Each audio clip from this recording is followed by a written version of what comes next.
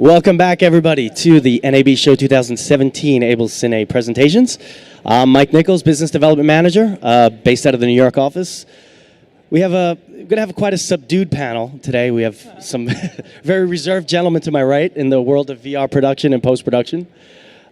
Immediately to my right is somebody whom you might have seen floating around here in one of the 37 panel discussions he's done, Smithingham. He is the president of VR partner at 30 Ninjas, which is a VR production company. To his right, we've got the legend, the mayor of NAB. Chris, how do I pronounce your last name? I don't know where the emphasis is on. Is Bobotis? Chris Bobotis he created a very, very powerful suite of plugins for Adobe Premiere and After Effects called Mettle, M-E-T-T-L-E. To his right, we've got Björling.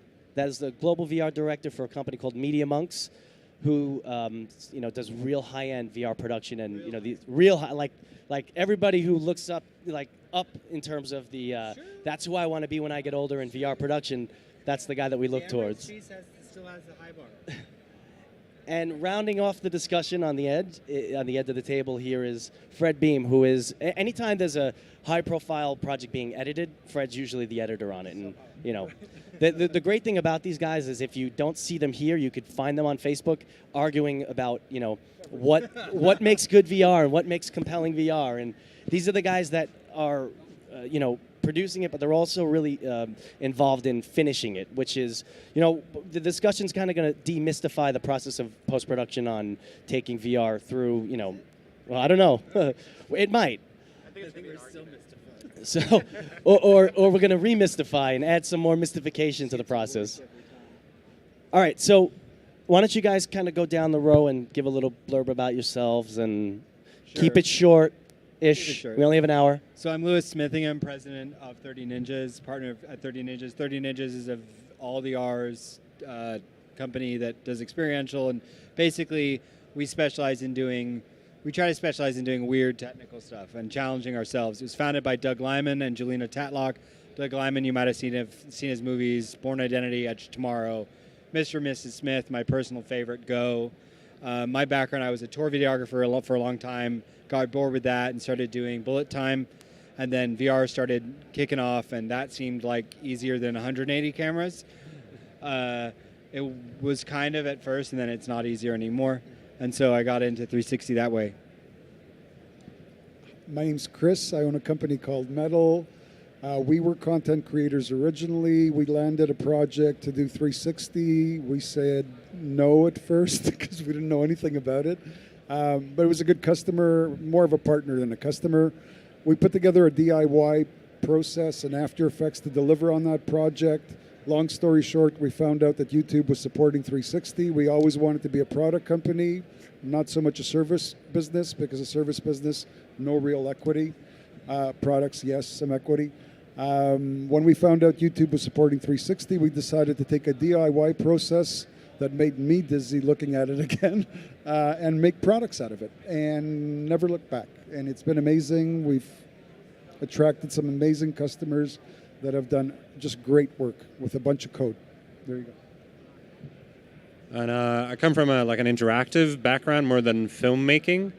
So, and then within VR, we're not committed only to capturing the real world. We're also doing game engine stuff, and obviously those two are going to merge, or are merging right this minute with 6-stop real world capture stuff. So the company MediaMonks, I worked for another company called Stop that was acquired by MediaMonks. And at Stop, we did some 360 stuff actually before Oculus were out of Kickstarter. I designed some 360 audio formats and stuff like that. And then Oculus came around, and that was the start of it. Then we just committed to it. And then about a year and a half ago, MediaMonks acquired Stop. And so MediaMonks is a company of over 600 people with 10 offices around the world. They don't all do VR, but I'm working on that. Trying to convince everyone. And we've been servicing the advertising marketing industry primarily, but we don't do our own IP, we don't do our own productions, we're servicing someone else's needs. So usually a lot of my work is convincing people why their idea is shit and why they should listen to me instead, and then why they should commit to executing this on the highest level of craftsmanship because I think it's a medium that relies on craft more than anything that came before it, because you're not creating make-believe, you're creating a substitute for the sensory input of reality itself, and that kind of sets the bar high-ish, I would say. So that's my sort of spiel of like trying to get everyone to commit to pouring resources into this, even if they don't see the return on investment, simply because that's how you get to the pinnacle of this medium. If you're going to do if you have pocket change and want to dip your toes in VR, get ready for pocket change results and disappointment. So that's a good way to end it. Yeah. My name is Fred Beahm. I've been a film editor for about 15 years. I'm a member of the Motion Picture Editors Guild and American Cinema Editors. I've cut everything from music videos to features to commercials. I was working with Blackmagic 2 years ago as a DaVinci Resolve specialist, helping different studios in Hollywood with their pipeline and conforming and color. And I tried to push Blackmagic into VR, and they kind of laughed at me. And then I won the first Samsung Content Creator Award. We won 10 grand. And then about a week later, I met Lewis. Lewis brought me on to cut Invisible.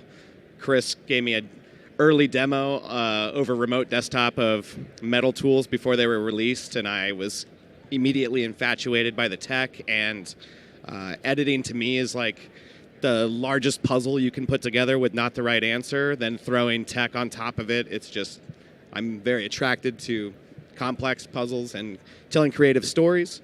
And working with these two guys over the last 2 years has been awesome, and I'm just trying to push the medium forward with different storytelling techniques. Great. Well, thanks for joining us, everybody. So collectively, I'd say we have about 6 months of VR experience on the panel, and we're going to be learning as much as you guys because we're making half this stuff up as we go along, which actually kind of seems like it is the case. But taking Chris's plugins, Mettle's plugins, it seems like every time you think as you're finishing a project, God, I wish there was something that did this. It seems like it's released through Mettle. And Chris, you kind of want to talk about how the suite came about and how you guys are using it in finishing projects. Yeah. I'm not going to let Chris plug it. I'll just plug it for him.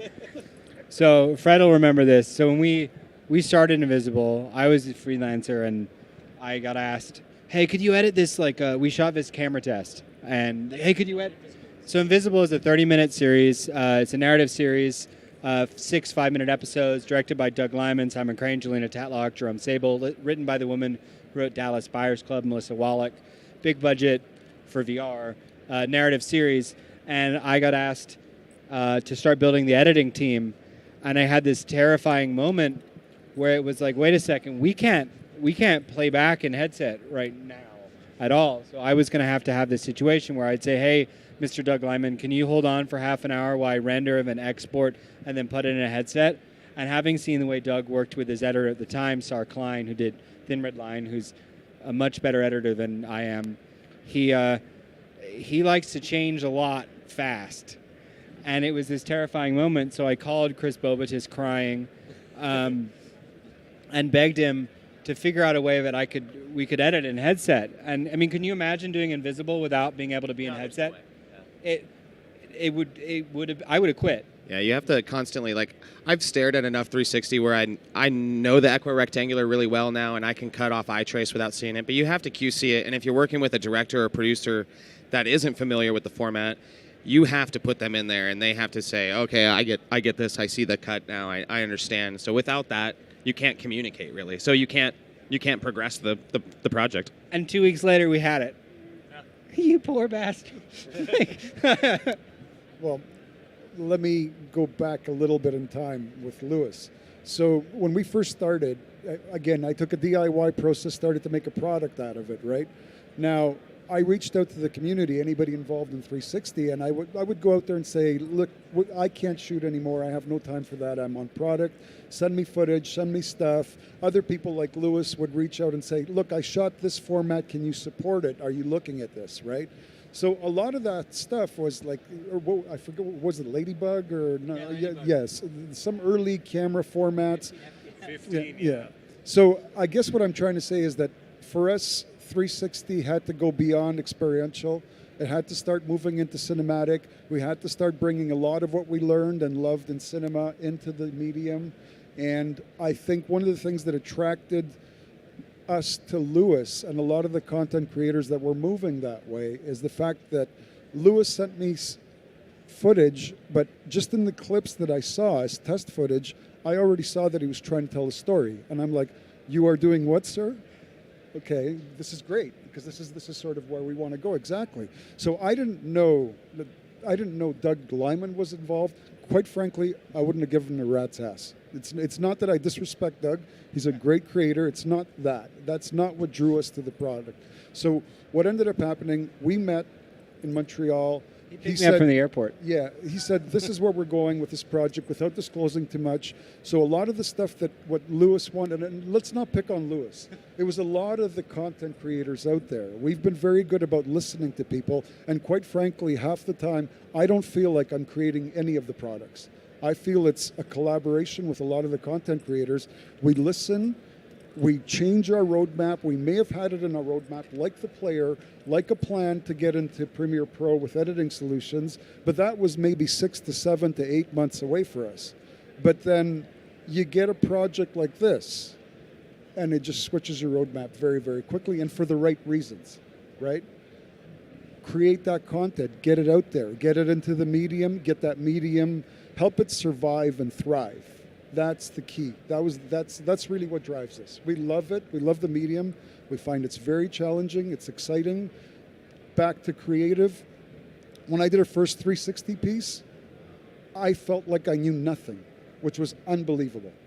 It was incredibly invigorating for us. So there you go.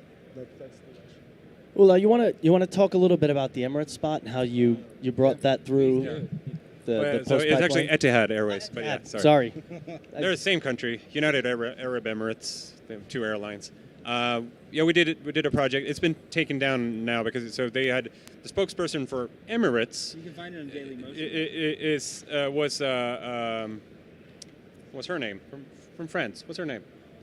Jennifer Aniston. Jennifer Aniston was for Emirates, but then Etihad had Nicole Kidman.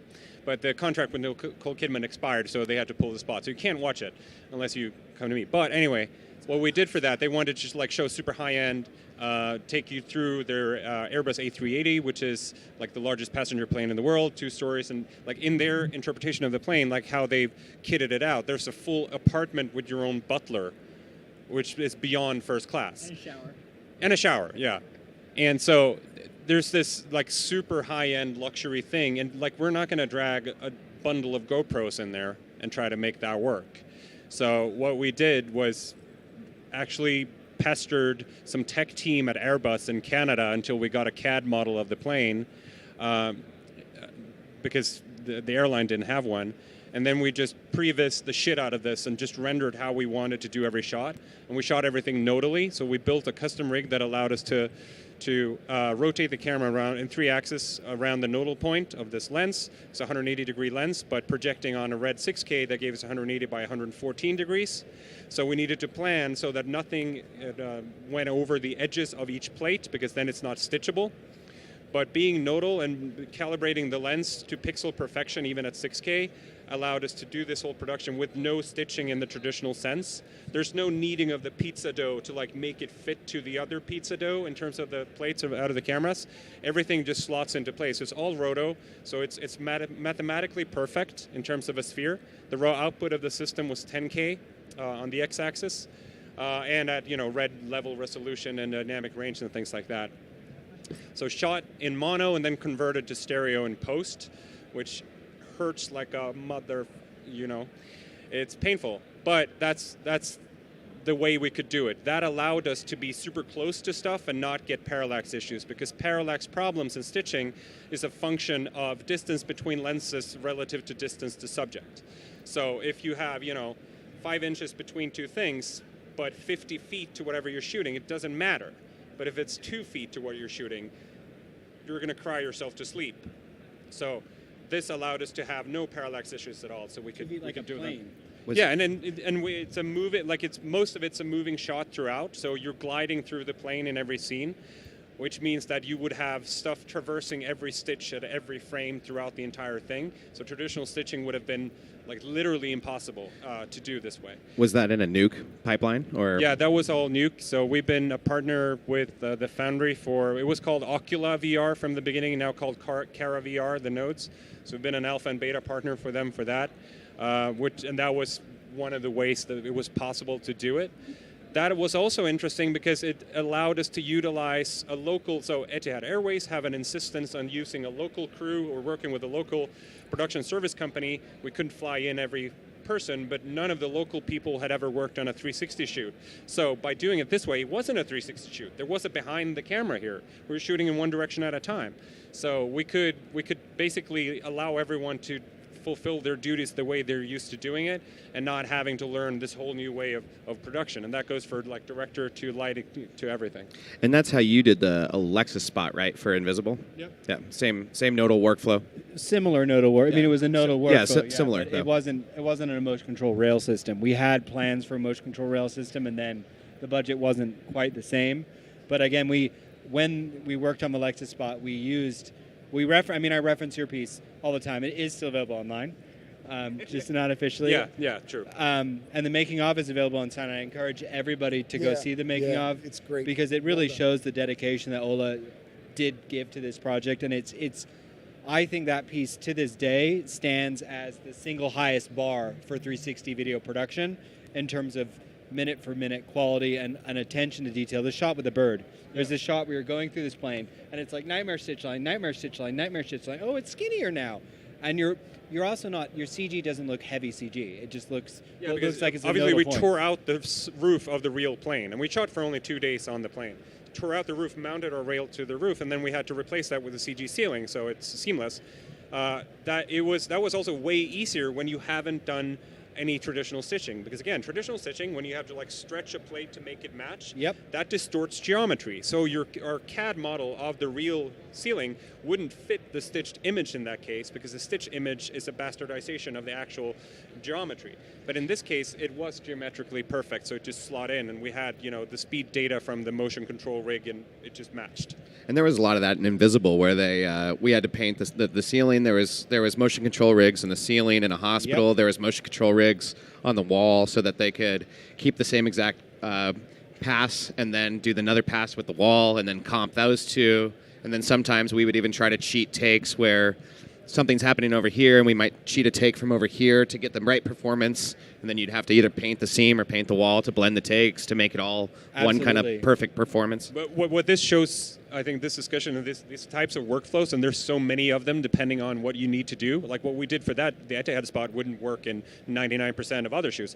But it shows how important it is to involve post-production in pre-production. Yep. You're not going to solve shit in post. Don't you send a bunch of people to shoot something and hope to fix it in post. You might get it to mediocre if you're lucky. You're never going to get good, and you're certainly are never going to get to excellent. Yeah, fix it in post is a nightmare for 360. You just don't do it. 4K by 4K 5994 at a minimum. Yeah, and that's just not going to happen. And you're watching the content zoomed in, like literally on your eyeball. Like there's no forgiving. And that's to be honest, there's no way to hide anything. My favorite part about VR is finally the post guys have a voice and are not like the dummies. They should be heroes. Huge. So it is a thing where if you are doing VR, like. Find out who your post team is first. Bring them in, have them on set. We have, for Invisible and for every job we have a VR DP, and that's a very specific role because that person needs to understand actual way the camera functions through the pipeline, the way that Ola just said. If you're using stereographic optical flow, they need to be able to actually know how that formula works, at least on the most basic level. Then you have a post supervisor, and you might even have a stitching supervisor as well, somebody who's running around taking stitching clean plates. And then you end up saving money in post. We always say to our clients, production's going to be a little bit more expensive than you think, but I promise you it'll save you money on the back. Tons. You're going to have a $1,500 a day guy here, where they should be a $500 a day guy normally, but that'll save you tens of thousands at the end. Yep. And I think as a post guy in general, for me, I've been being brought on set more to help consult, like a VR, VFX kind of consultant supervisor, like, no, don't do that. You're going to screw yourself, basically. And then you go to paint and roto, and then you're spending thousands on nuke and render nodes, and then you're like, I wish I would have brought somebody on. Yep. I remember being on set Invisible the first day and be like, so that's a $10,000 paint out. That'll be about $4,000. Yeah. But I think what's interesting that's coming out of the discussion as well is that, you know, a lot of new people to the industry, people in post-production, they're constantly asking, what's that magic camera that everybody uses? There isn't one. There's no magic camera. There never was a magic camera. There is an objective, there is a script, and that dictates the process, right? It's not the reverse. It's not a magic GoPro, I don't know what the hell that somebody comes up with. There's some interesting stuff coming out now. So we're starting to see a level of quality for some of the auto stitchers that are actually making them worthwhile. Agreed. For the longest time, like we released a project last week for Oculus where we relied on 2 different cloud stitchers. So the Jump Assembler for the GoPro Odyssey and the Jaunt cloud stitcher for the Jaunt camera. Not a single frame out of any camera was left untouched. We had to do cleanup in everything. But what I meant by that, Ola, is also there are scripts or scenes that call for a nodal approach, and there's no other way to do it. It's not going to be a ray that's going to solve that scene. Absolutely. It's impossible. We talked about a commercial last week about that. That was like, there's no way to do it. Yeah. Well, after I won that contest and I built the backbone rig, I was asking Lewis, like, well, what's a good rig to build? And then I was like, well, what do you use? Well, he's like, I use this for this, and I use that for that. And he's like, really, rigs are like lenses. You're not going to use the same lens for the whole film. You're going to switch a rig depending on the proximity of your talent, or if you need higher dynamic range for exposure and highlights and things like that. So or you're shooting in dark, you're shooting low light. underwater, Exactly. like it's a bazillion things. Yep. What are the requirements? It used to be like you could sell some stuff as 30 in mono, which is starting to go away, because if you're targeting headsets, you'd really value higher frame rates, because 30 it's really obvious in a headset the way it isn't on a screen. And you want to be stereoscopic, and stereo isn't binary. It's not like you have it or you don't. Stereo is hard. Stereo is an art, and different cameras require different work for it.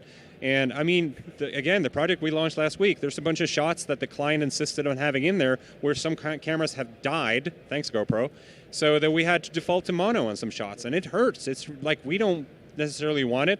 This was the sort of collective decision in this case.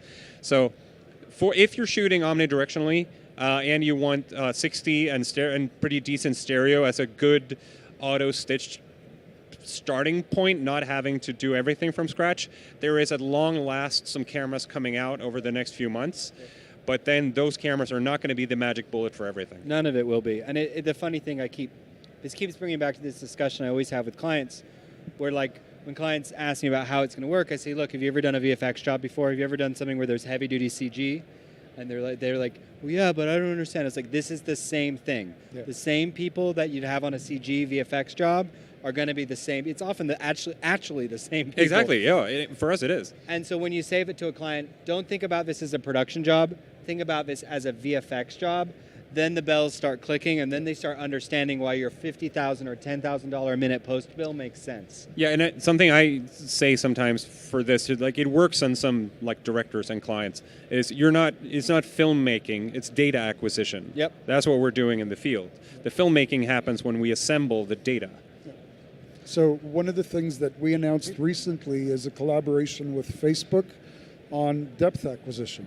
So bringing depth of field into the mix now is very, very powerful. Bringing 60 degrees of freedom into the mix is very, very powerful. So it's the beginning of volumetrics, which makes the whole experience that much richer and makes the experience that much easier to produce.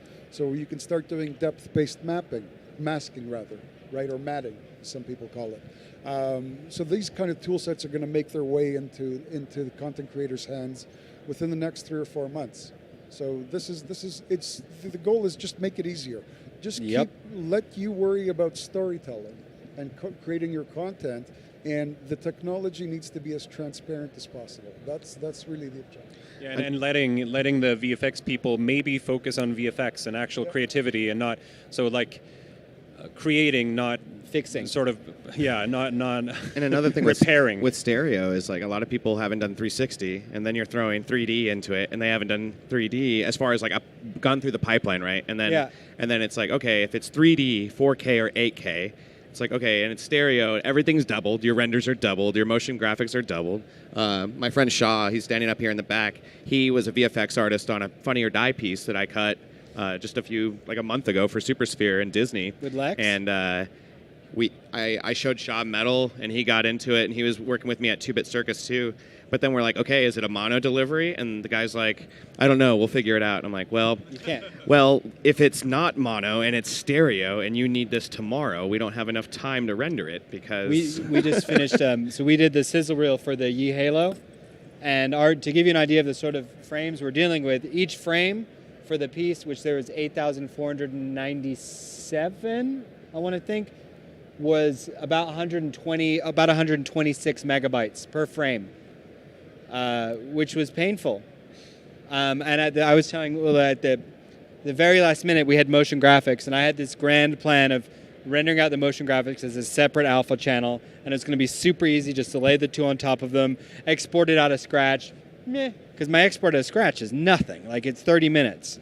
My export out of After Effects is 8 hours, and I was wondering, why is it 8 hours? And then I realized, at the last minute, our motion graphics people had put in a Gaussian blur that was footage native, not a blur, just a blurred layer, and that threw a 12-hour render in the pipe, which was fun. and some stuff I worked on at 2-Bit with Jump and Assembler and stuff. One of the first projects, we do an offline in 2880 top bottom, Yep. and then we'll up-res and conform to the 4K, and then one of the producers is like, can I see it in 8K? So I was like, yeah, sure, we'll download the You get a 8K. still? Huge, massive files. It try to conform in anything, and it just crashes. It doesn't matter.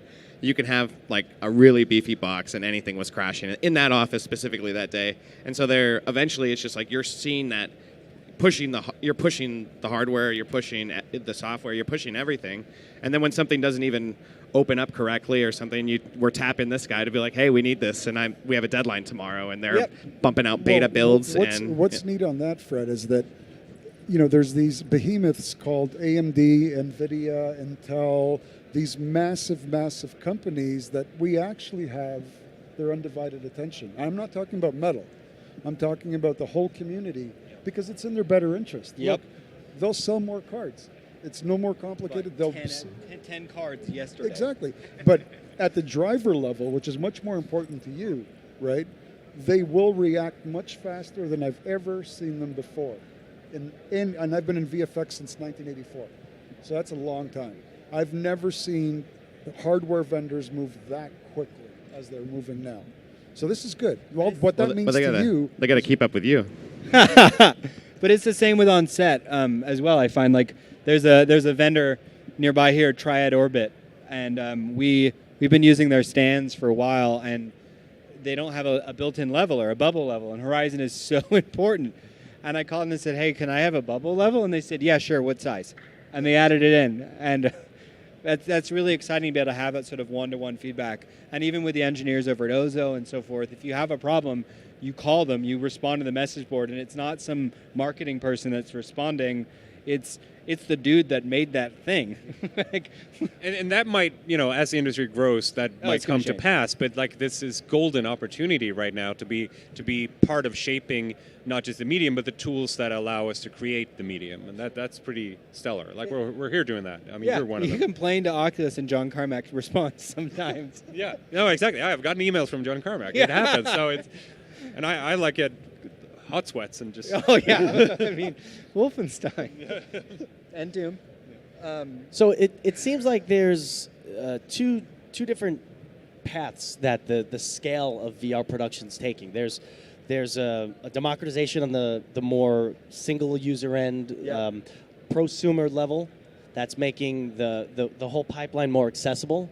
But then there's, as we increase resolution and increase frame rate, there's more of a demand on hardware and software to kind of catch up. And so I kind of see both ends of the scale going in different directions. Totally. And displays, like, we need and at the end of the day, we're all at the mercy of the HMDs, the head-mounted displays, where the resolution just, it's like you're shooting on 35 millimeter film and finishing in a beautiful color suite, and then you're watching it on a a crappy television. Back of an airplane seat. Right, exactly. So Yeah. as beautiful. Not an Etihad though, right? No, not an Etihad airplane seat. As beautiful as the images are and as robust, we're still in this place where the head-mounted displays have to catch up. On that note, they will catch up. Oh, they will, absolutely. There's motivation, right? How do you plan for that? If there's any technology that I have faith in, there's two technologies I have faith in. So mobile phones are going to get better because there's so much money, and the camera sensors are going to get better because the sort of sensor, this is very dystopian, and I apologize in advance, the sort of sensors that we need are small, good in low light, high resolution. And the other industry that needs that a lot is security. And that's getting worse and worse all the time. So I have total faith in global catastrophe making our sensors better. And on that, No, I mean seriously, the 1984 will have great sensors VR. we're using are security sensors. They're designed for security cameras. The reason why the resolution is getting better in all of these, the Ambarella chipsets, it's an Israeli company. The reason why they're getting better and better is because the security sector needs it. So And wait, so are you we- implying that the political climate of the United States is being subverted by the desire to have more sensitive better sensors? low light sensors? Yes, 4K low light. You gotta see everyone sneaking into the country, says the Swede who's here on a visa. So my my cousin-in-law. So it's the Illuminati in pretty literal sense. I'm being totally serious. So My kids would my love cousin-in-law runs a security company, and he sets up massive security camera arrays for the big major studios. And the sensors he uses are exactly the same sensors that we use. And he gets the new ones before we do. Dystopian. Yeah, there's just more money in that stuff. For now. look, let's go back in Media cell 100. phones back You to- remember that product? Say it again? Media 100. Yeah. Remember that Yeah. board set? Oh, You know, unfortunately. okay, so do I. But you know where that comes from? Technology for Scud missiles. The original company was built for Scud, yes. And they just spun off data translations as Media 100. And there you go. So as the world gets worse, our cameras get better. I think we need to get on an up note. But here's the thing. At very least, you'll be more entertained. True. Yeah, you'll be stuck in VR and you won't have to worry about it. In your anything. bunker. Yeah. We'll Fallout just have 4 is coming surrogates out in running VR. around for you. Sorry, we've totally derailed this. I apologize. No worries. That's why you're here. Fred. But I have to say one thing that I am really impressed. I saw yesterday. Have you guys seen what the New York Times is doing daily? Yeah. At 360 thing a I day. think with Sam Quick was an assistant editor on our project, and one of the things that I think I'm in awe of what she is doing, turning out a video every single day with a quality level that is New York Times level, and I think there's a lot to be learned from people that are making videos that aren't, no offense, glossy, amazing, etidad, but making it on a journalist budget and making them constantly and fast. And I think she probably knows more than I do. To touch on the New York Times, I was just in New York for Tribeca, and I saw Under the Cracked Sky, which Concept did the post on, and that was a New York Times piece as well. And it was an amazing piece. Like you're diving underwater, under the ice in Antarctica with this crystal blue water, and seals are swimming by you, and like. And to me, that's where this should live. Like, I'm never going to go to Antarctica and dive under the ice. Like, so for me to be able to see that's where it should be. And telling a story simultaneously, a good story about the divers, about the environment, about how they get in and out and what they experience and everything it's really good storytelling, and how to use the medium correctly too. They're interesting because I talk a lot about how a lot of 360 just bores me to tears, and how I think we should start thinking more about entertainment before we think about anything else, because entertainment is what's going to drive people to headsets. And New York Times are one of the few vendors that I've seen consistently good storytelling and consistently interesting stuff put forward. Yeah. And I mean, there's a point to doing lots of work. We can sit and theorize all we want, and to your point too, also, almost anything is possible with infinite funds. Yep. Like, you just throw more at it. You will hand pixel every frame at some point, you know. But if you have infinite funds, come see us after the we're panel. really good with infinite funds. I just See wanna, me, and I'll disseminate to these guys. Yeah. But sorry. No, but I mean, so someone who's like doing the work and actually cranking out stuff, that's admirable, and like we should all do more of it. Like I wish we did more. Like, I wish we had a bigger churn. I think one of the things that amazes me is about 14 months ago, I was in New York, and that trip consisted of New York Times, and that's what makes me think of it, CNN, HBO, and Google. Google is always, you get to see them one way or another, right? But 14 months later, we've got New York Times delivering one a day, incredibly good stuff. You've got CNN fully committed. I'm not breaking any NDAs. They're fully committed at this point. HBO is fully committed at this point. These are great content creators, especially HBO and the New York Times, right? This is unbelievable. To that end, one of the things that really interests me about 360 and VR is, everybody's like, oh, is this the next 3D? Is this the next bubble? And I met with Magic Leap recently, and I asked them that question because they were getting a lot of flack. And they said, look at any technology in history, literally like other than maybe the wheel, because we don't have written history on that, or fire. But look at electricity, look at the combustion engine. And there's no other technology where within the first 5 years of it really getting going, do you have every single major company in the world throwing massive amounts of funds at it. Like right now, VR, AR, 360, every major company, every Fortune 10 company has thrown billions into it already. Like it's going, and it's at a point where like with that sort of critical mass, it's going to be crazy to see what we can do. Yeah. But the one thing I'm sorry, this is my other final pet peeve. The thing that I think we're really missing, and that upsets me a lot that we're missing, is I have yet to see any really good experimental stuff. And by experimental, I mean like brackage level experimental. Where's our Len Lie? Where's our brackage? We'll help that. I saw some really cool stuff at Tribeca. You did? Yeah, I saw some cool volumetric stuff. There was one piece that it was called Blackout, and they had a live set that was like a subway, and you put the Vive on, and in the Vive you see like the handrails, so you can confidently grab handrails and sit down on the seat. And then there's about 8 people in the subway. Oh, it's a depth kit video. Yeah, it's a depth kit, and then you kind of like sit next to somebody and you can hear what he's thinking, and he's like, oh, I got to go to work today, and I got to pay these bills and everything. And then you go to the next person, and she's like, oh, I got to talk to my daughter's teacher. She messed up again. And it's like these people's lives that they're internalizing. It was a really cool kind of experimental experience where it's not something traditional. It's not a film. It's not a video where you hit play. And you get to choose what stories you're listening to kind of and how you interpret it too. So it's really cool to see just other kind of mediums and other kind of stories coming out of it. That was made using, there's a kit called Depth Kit. They're a company out of Brooklyn. I think they're in Bushwick. And they basically attach a Kinect to a 5D, and you're able to make semi-volumetric, partial point clouds out of it. Well, that's definitely interesting. I have a question for Fred. Coming from a traditional 2D editing background, what, much like being a VR DP, which is a specific, set of skill sets in addition to being a DP, what additional skill sets do you think you need to bring to the table as an editor, beyond, I guess, traditional editing as a VR editor? I mean, to me, it is actually the same to me. I rely heavily on all the skills and techniques that I've used to cheat films over the last 15 years. I'm using those to cheat in Invisible and eye trace. And Lewis did a talk last year about eye trace. It's like, what'd you say? A cat with a laser pointer, and we're guiding you through the story. So when I cut and you're watching someone walk and I cut, I want you to land here in the next scene, and then I'm going to bring you over here. And I think one of the early cuts I saw in Invisible, I put on the headset, and there was a few jarring cuts. And so I would watch, and it would cut, and then someone's over here, and I'm like, what the hell's going on? And you have to kind of guide them through it. But also, Walter Murch preaches about eye trace all the time and using hotspots and thirds, and that's consistent through anything that you watch on television or films. Over the shoulder shots, people's eye lines always land in hotspots.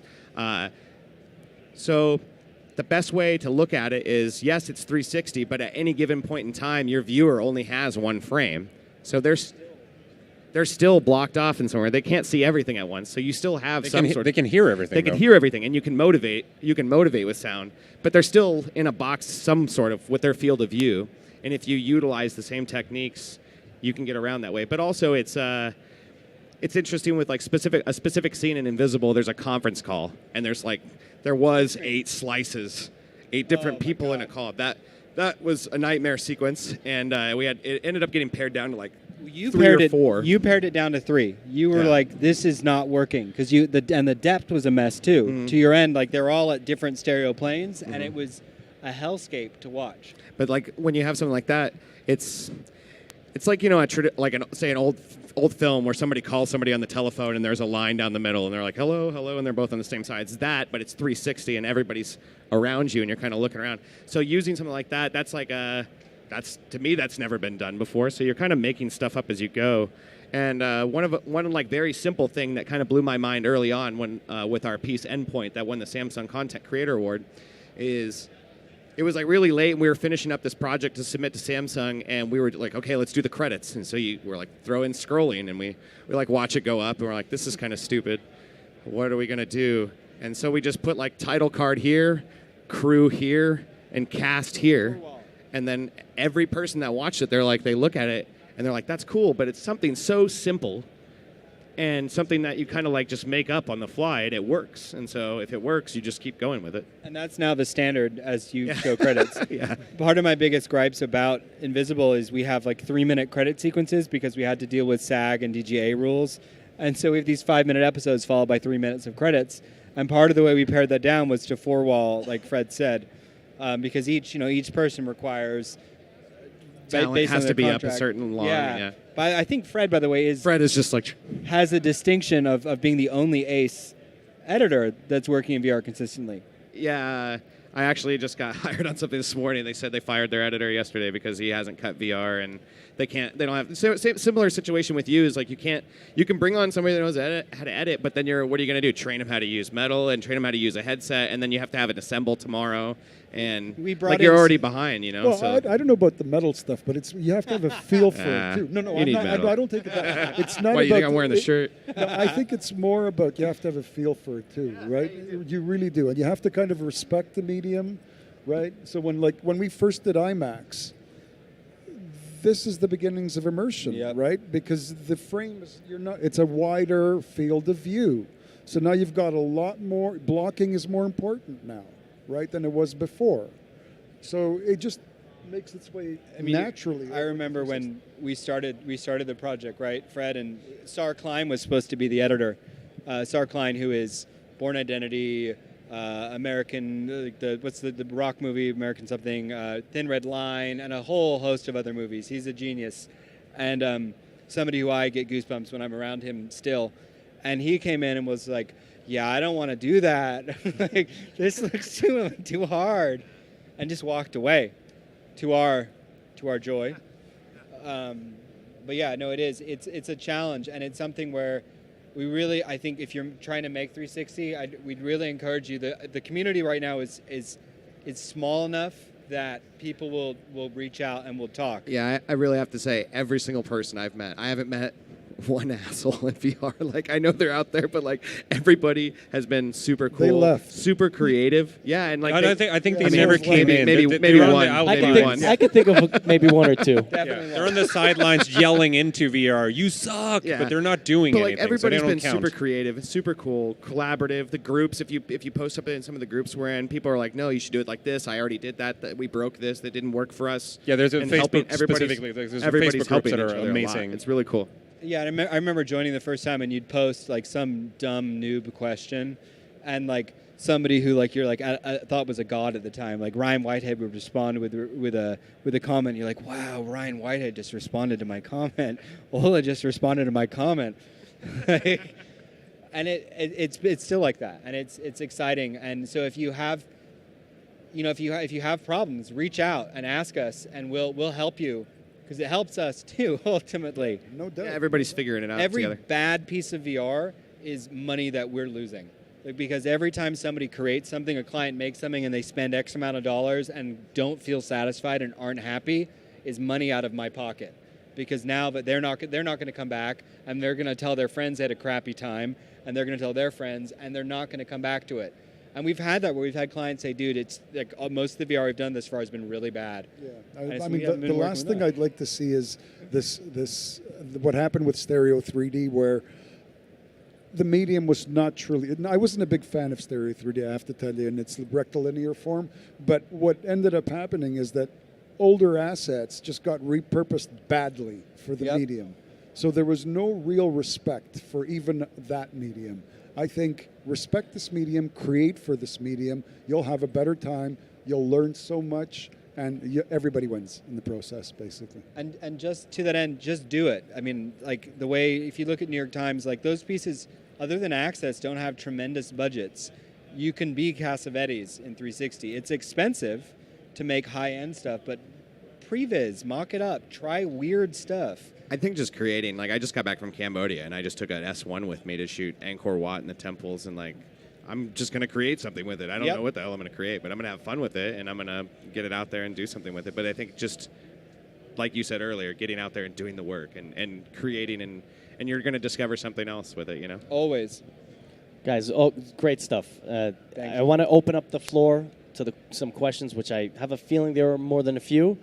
And anybody got anything for these guys? I worked on Divine Marigolds with you. Yeah. How are you? So the word in town is that basically we're no longer focusing, even though it's going to be a 360 world, we're sort of doing what you're talking about, is looking at this and having everything follow. Is there going to be kind of this mixed asset situation in which photorealistic lab rendering like we did for the plane is going to allow us to move, and then there's going to be performers that are going to be captured individually so we can sort of... Yeah, so you're talking about 6 degrees of freedom versus 3. So right now we can look at any angle from a single fixed point in space. The camera is where the camera was. So that is rotation, but now we got translation across 3 axes as well, so you can actually move. So that is prohibitively difficult to produce without very significant artifacts. South Hall, upper level, the Fraunhofer booth shows some of their work with this.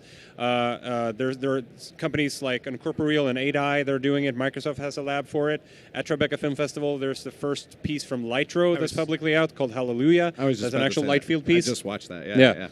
It is insanely hard to do, but you can do sort of intermediate things that we're also seeing. So you can do photogrammetry, so you capture your environment photoreal, so you capture light and geometry. That's a world that you can then walk around in. It's not going to work if you have wind through foliage, but for a still scene it works.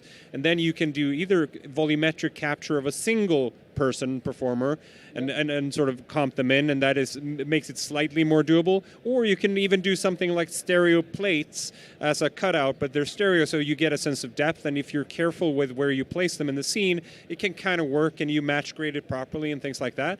One problem you will have, though, is eye contact. If you're free, like a stereo plate will work because it will look at you the way a painting does, but for example, with light fields, I will have this, and you are no longer looking in my eyes, and it's like super annoying. Yeah. Because you're, To touch on that, I was trying to break Hallelujah when I watched at Tribeca, and Hallelujah, it's an a cappella piece, and this guy fades up, and he's in front of you, and there's several versions of him that fade around, but I immediately walk up to him and looked at his cheek, and if you go too far, everything fades to black, and then I'm trying to just break it to see what you could do with it, and then what was the last piece you said? With eye contact. Yeah. There's another piece called The Last Goodbye, which is probably the heaviest emotional piece I've seen in VR. It's a Holocaust experience, and it's pretty deep. It's a Holocaust survivor remembering his sister that he last saw. And the only thing he remembers of her is a golden braid that she wore. He can't even remember what she looked like. And to the eye contact thing, it's photogrammetry as far as I believe it's probably Unreal and photogrammetry mixed. It's a Unity-driven piece, I believe, and it's photogrammetry and it's stereo plates. So the guy that they filmed on stereo plate, like he was saying, they put him on a card, and if you walk over here, he'll slowly turn and watch you. And so he won't break eye contact with you. So if you're stepping over there, he'll slowly turn and keep watching you. Which means his feet glide slightly, but it's a compromise. But it's better than the Hallelujah piece where he would not follow me. He would still look this way if I moved around. Interestingly, in Hallelujah, it's 6 of them around you. 5 of them have their eyes closed, which is clever because you avoid the problem. But the one with his eyes open, I actually never found the spot where I did meet his eyes. So even when I tried to make it work and not break it. So that is a challenge, because then what do? Do you CG replace eyes and track it to the headset position, and suddenly you have to match eyeballs inside of a volumetric. And eyes are so hard to make. If you've been to SIGGRAPH reading white papers on eyes, it's a whole science. It is a whole science, and part of what I came from doing volumetric with bullet time and doing the T stands where you'd scan a person and you'd bring them in, and I have I have honestly more faith in what the video game industry is doing and the VFX industry is doing than I have with Lightfield or anything like that. Because, I mean, if you look at a game like Until Dawn or Horizon Zero Dawn's latest piece as well, where you've got incredible scanning and incredible photorealistic facial details, it's a matter of applying T-stands and getting more animation points and more accurate articulation within the facial rigs. And you'll get there, from my experience doing volumetric, the amount of data that you hemorrhage, and I mean hemorrhage, is so absurd that it may be better to actually create assets that are in a game engine and then animate those assets based upon more human things. Yeah, or just mocap the body and project a video texture on the face. And or you can do stuff interesting like that. facial mocaps. There's a great studio out of Serbia that does some great facial mocaps, and then there's Cubic Motion out of Northern England that does amazing facial stuff. Hellblade from our friends Ninja Theory is coming out on PS4 really soon, and the facial data there, they've done some great stuff. Yeah, look at the with plane SIGGRAPH mixing. stuff for that. Hellblade's amazing because that's they're some doing crazy video shit. planes Yeah. mixed with it, and they're very impressive. Then if you look at it on a larger scale, Facebook's starting this. They're recognizing the importance of it. Never mind what we're offering up, Facebook and Mettle-wise, and the Foundry, because they're involved as well. Mm-hmm. But the validating depth, validating volume that way is enormous. Yep. It's absolutely enormous. And even if you don't have room scale, so even if you're just a seated experience, there's a problem with 3DOF, like current video, because if I move my head, my eyeballs, I don't tilt my head around my eyeballs. So if I move my head vertically, my eyeballs, I expect parallax on my hand to see different things. And that becomes, of course, exaggerated the closer something is, the more like depth I have to the scene. And subconsciously, even if we're not, working in people working in this industry that might not be able to articulate what it is that feels wrong, they'll feel that something's off as they move their head. Like it's not really like they're there because it's as though they're tilting their head around their eyeballs.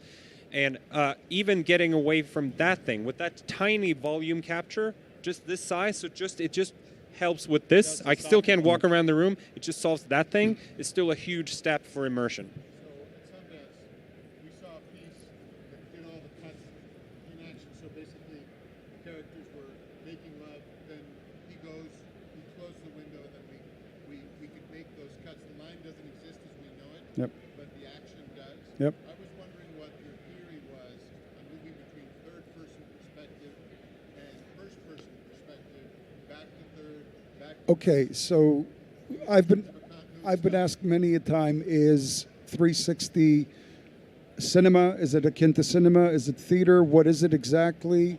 I've come to the conclusion, at least in my mind, that it's more like a dream than anything else. So I dream. I don't dream in a frame. I interact in my dreams. It's non-linear. I am third person, I'm first person, I'm every person. I'm whatever the hell my mind decides it's going to be. I hope it starts to answer your question. A piece that I worked on before 360 exists is called Reel, and it was kind of like our hybrid, get a movie inside the headset. That was a great piece, by the way. Thank you, Great piece. And so what we did is, it's about a girl who's addicted to virtual reality. She basically plays back VR memories of her boyfriend who's passed away, and she can't let go of that. And in the real world, she lives in a dilapidated apartment, and she just has a bad lifestyle, and she's very depressed. So what we did is we filmed the project with Red Dragon, shot everything 6K, shot all the externals, anything that's third person 6K, and then whenever she goes inside the VR headset, we shot the POVs twice. We shot it one with a red single camera POV. That way, if none of this worked, we still had a regular film that we can put on a frame, because this is like we're just totally experimenting. And then we shot another one with like a homemade GoPro rig that was like built out of wood and tacks and stuff. And and then whenever she puts on the goggles, it goes immediately to stereo 180. It wasn't 360 because that didn't exist at the time, but it was enough for you to be immersed and look around on the beach and see him next to you. And when she gets out, it kind of glitches out, and now you're back in third person. And I felt like it worked really well, and I think it told the story really well, and it put you in her shoes when you needed to be there, and it took you out when you needed to be out. And I mean, what do you think? I completely agree. So I mean, the convergence of interactive and a passive experience or cinematic experience branch narrative, non-linear storytelling. That excites me. This is what drives me and keeps me going. I take a lot of it from video games. I also have this dogmatic thing where like my answer is what's more entertaining. And if a mix is entertaining, if it doesn't work, if you feel like it works, then don't do it. If you just find out what's better. But in video games, you commonly switch between third-person action and then into a first-person cutscene. Witcher 3 does a really good job of switching between multiple perspectives really easily. Cinema does too. And I look to whatever is most exciting. I don't like putting VR in boxes or 360 in boxes. My personal belief is I think it's a lot more like architecture until you start getting architecture or a roller coaster ride until you start getting real interactivity and real engagement. Another cool piece I saw at Tribeca was called Broken Night. And I was going to mention this one, yeah. Yeah, exactly. It touches on what he just said and this is exactly where I want to go with it too. And I've been thinking about this for a while. I just don't have the Unity or Unreal background to make this happen. But what they did was they shot a film, and then when a scene happens, so like say a couple's arguing right here, and she grabs this gun away from him, and when she grabs the gun, she walks over here, and a version of her stays there, and a new version of her comes over here. And when this happens, the screen kind of vignettes for like 5 seconds, and you have 5 seconds to watch this scene or watch this scene. And if you go over here, it unvignettes, and then this goes away, and now the story's going this way. And you basically chose how that scene is going to unfold, and then it goes to like. So I picked this scene, and it cuts to a first-person view. Again, third person, first person, cutting back and forth, and you're in an interrogation room, and the interrogator's looking at you, and he goes, "That's not how it happened. The only fingerprints in the gun were yours."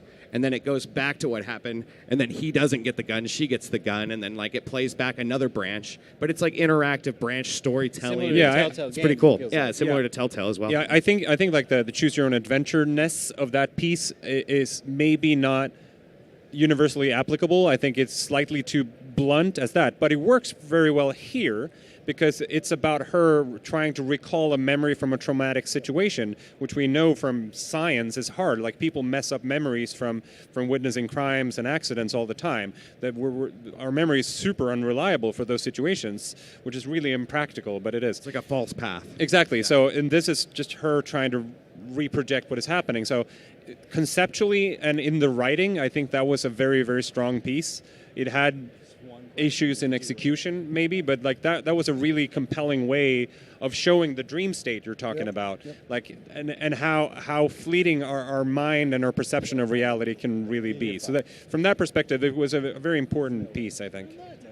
Well, guys, thank you very much. I mean, this was great. Got a lot of information, and moving forward, these guys are accessible. Find us on Facebook. Find us through the Able booth, and thank you for sitting down and listening. Thanks for watching. Thanks, everyone.